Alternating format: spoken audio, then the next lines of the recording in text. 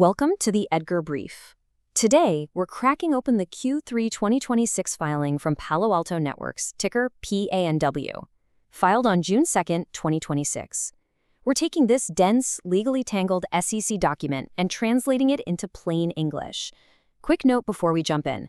We are totally independent, not SEC affiliated, and absolutely not financial advisors. We do use AI to help summarize these massive filings so errors can happen. Always verify on sec.gov before making any money decisions. Okay, let's get into it. $3 billion. That is the staggering amount of revenue walking through Palo Alto Networks stores in just this single 3-month quarter. That's a massive 31% jump from the same time last year.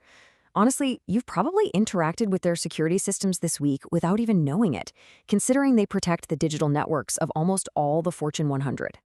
But here's the central mystery of today's explainer. How on earth does a company pull in $3 billion, report an official accounting net loss of $177 million, yet somehow end the quarter with nearly $1 billion in pure newly generated cash? It's a massive contradiction. And to solve it, we really need to look under the hood. To do that, here's our ledger for today. The business model, the scorecard, the moat check, between the lines, red flags, and the bottom line. All right, section 1, the business model. Basically, how does the money actually flow? So what exactly does Palo Alto Networks sell? Cybersecurity, everything from firewalls to cloud protection from massive global enterprises. But it's how they charge for it that makes the model sing. Think of their business kind of like a high-end gym membership. Only 20% of their revenue, about $594 million, comes from product. That's selling you the physical or virtual firewall. It's basically the gym enrollment fee. The real money, a massive 80% or $2.4 billion, comes from subscription and support. That is the recurring monthly membership fee where they constantly update your systems against new threats. So where does all that money go? Well, building and selling invisible digital shields is remarkably expensive. In Q3 alone, they spent $734 million on research and development. But get a load of this? $1.16 billion spent on sales and marketing. That's in just 3 months. They're paying an absolute fortune to their sales teams just to keep this massive growth engine running. Section 2, the scorecard. Let's look at the numbers that actually matter.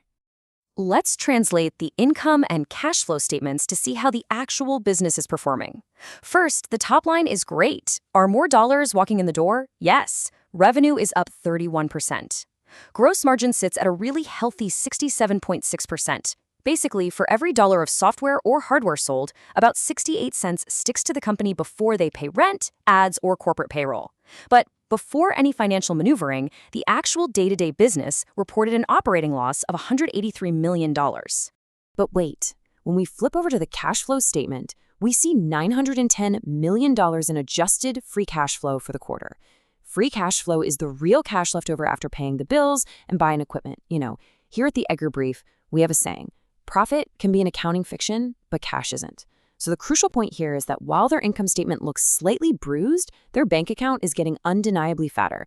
We'll explain exactly how they pull off this magic trick in just a minute during the red flag section. Before we move on, though, let's consider their balance sheet. If revenue magically stopped tomorrow, how long until the lights go out? Well, they're sitting on a war chest of $7.0 billion in total cash and investments. So the answer is a very, very long time. Section 3, the moat check. What actually protects their castle? Why can't a smart group of engineers in a garage spin up a startup and crush Palo Alto Networks tomorrow? The answer lies heavily in something called switching costs. When a Fortune 100 company installs Palo Alto's firewalls, routes all its employee cloud access through their network, and integrates their threat detection, ripping all of that out to use a competitor, it's literally like trying to replace the plumbing in a skyscraper while the building is fully occupied.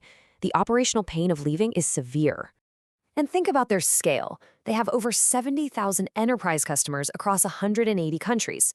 They aren't just selling a single antivirus program, they're selling deeply entrenched, multi-layered security architectures. That creates a highly, highly durable moat.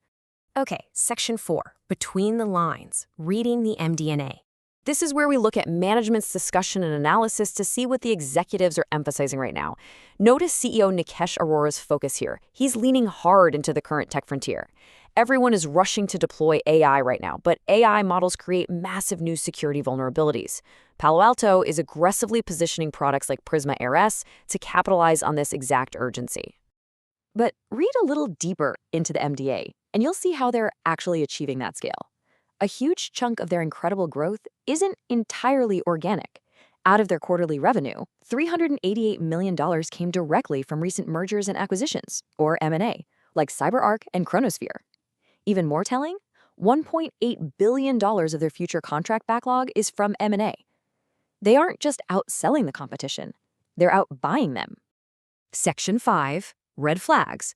What could actually go wrong? Skipping the lawyer boilerplate about general economic downturns to find the real specific threats to this business right now, here is the answer to our mystery from the beginning: $3.6 billion.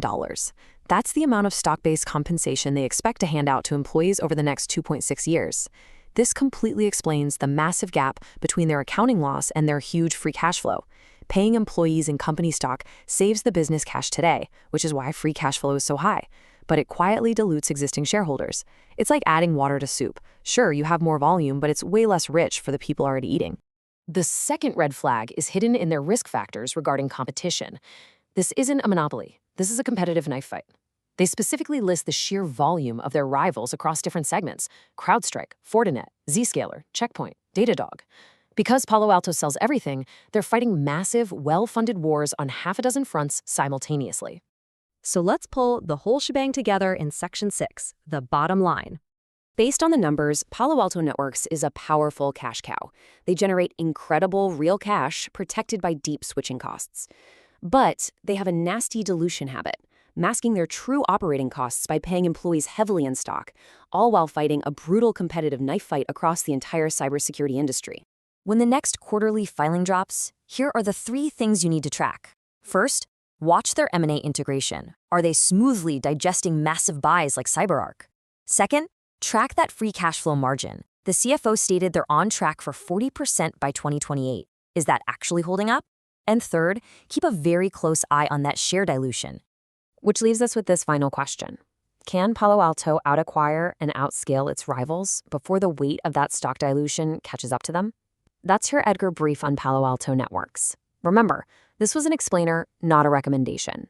If anything here piqued your interest, go read the original filings on sec.gov. Thanks for learning with us, and I'll see you in the next filing.